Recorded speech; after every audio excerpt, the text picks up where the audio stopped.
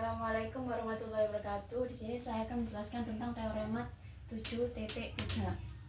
Nah, ini adalah jika sebuah garis itu tegak lurus ke setiap garis dari dua garis yang berpotongan di titik potongnya, maka garis itu tegak lurus ke bidang yang memuat garis-garis tersebut. Nah, di sini diketahui bahwa garis L itu tegak lurus dengan garis L1 dan garis L tegak lurus dengan garis L2. Maka buktikan bahwa garis L itu tegak lurus dengan bidang E. Nah, tunjukkan bahwa garis L itu tegak lurus sebarang garis L3 dalam bidang E yang memuat titik A. Nah, bukti yang pertama yaitu garis L1 dan garis L2 itu berpotongan di titik A. Ini garis L1 dan garis L2 ini saling berpotongan di titik A. Alasannya adalah teorema yang berbunyi dua garis berpotongan paling banyak di satu titik. Nah, kemudian ada bidang E yang memuat garis L1 dan garis L2. Nah, di sini nanti akan ada sebuah bidang yaitu garis bidang E, yang dimana bidang E ini memuat garis L1 dan juga garis L2. Nah, teorema itu berbunyi dua garis berpotongan maka ada sebuah bidang yang memuat keduanya. Nah, kita misalkan P ini berada pada garis L, P berada pada garis L, B1 berada pada garis L1, B1 berada pada garis L1, kemudian B2 berada pada garis L2, B2 berada pada garis L2, yang dimana tidak ada yang sama dengan titik A. Nah, tiga ini alasannya adalah teorema penempatan titik. Di sini kita misalkan Q pada sinar berlawanan AP sedemikian hingga PA sama dengan AQ. Nah, kita misalkan di sini ada titik Q.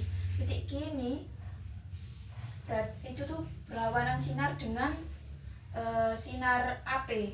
Maka akan terjadi PA itu sama dengan AQ. Nah, alasannya adalah teorema penempatan titik. Kemudian titik A, titik tengah PQ.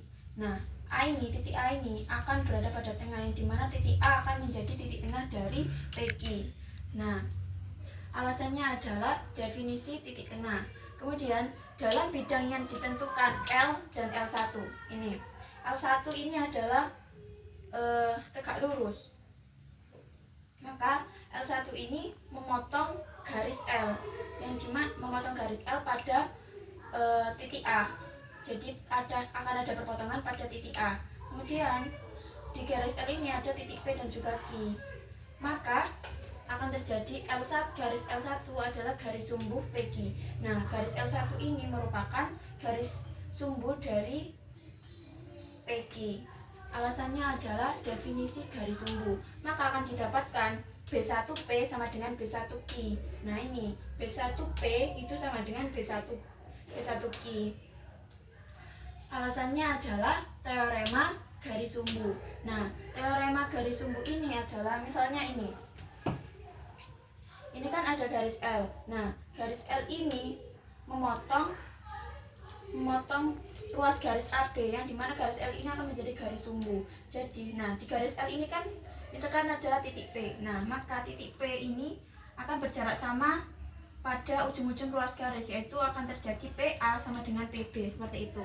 Kemudian selanjutnya adalah dalam bidang yang ditentukan L dan L2. Ini sama kayak yang nomor 6 tadi. Bedanya di sini adalah L2.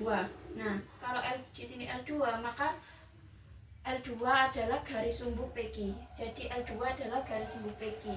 Alasannya adalah definisi garis sumbu. Maka akibat dari nomor 8 ini yaitu B2P sama dengan B2Q. Ya, B2P itu tuh sama dengan B2Q. Alasannya adalah teorema garis sumbu seperti dengan nomor 7 tadi. Kemudian selanjutnya B3P itu sama dengan B3Q. B3P itu sama dengan B3Q. Alasannya adalah teorema 7.2. Teorema 7.2 ini tuh misalnya ada di dalam sebuah bidang itu terdapat banyak titik-titik. Nah, titik-titik tersebut yang ada dalam sebuah bidang itu akan berjarak sama dengan titik-titik yang berada di luar bidang. Seperti itu. yang sudah dijelaskan pada teorema sebelumnya, yaitu teorema 7.2.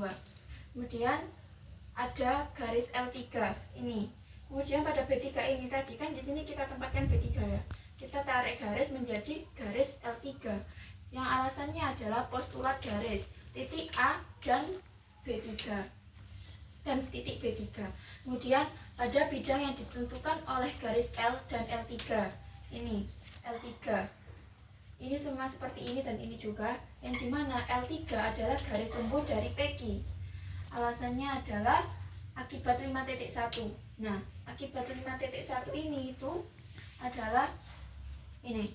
Misalkan garis L ini tadi, garis L itu memotong titik tengah ini, memotong garis sumbu, memotong ruas garis AB, yang dimana di garis L ini akan kita taruh dua titik P dan juga Q. Yang kedua titik tersebut akan berjarak sama pada ruas garis AB. Nah, jadi PA ini sama dengan PB dan begitu pula dengan QA akan sama dengan QB. Maka garis L ini merupakan garis sumbu dari ruas garis AB. Itu adalah teorema 5.1. Dan sedangkan teorema 7.2 di B4 itu sama seperti yang nomor 10 tadi yang sudah dijelaskan. Kemudian maka akibatnya adalah garis L itu tegak lurus dengan L3. Dan kemudian maka terbuktilah bahwa garis L itu tegak lurus dengan bidang E. Yang alasannya adalah garis L3 sembarang garis pada bidang E, yang dimana A itu terdapat pada garis L3. Seperti itu. Terima kasih.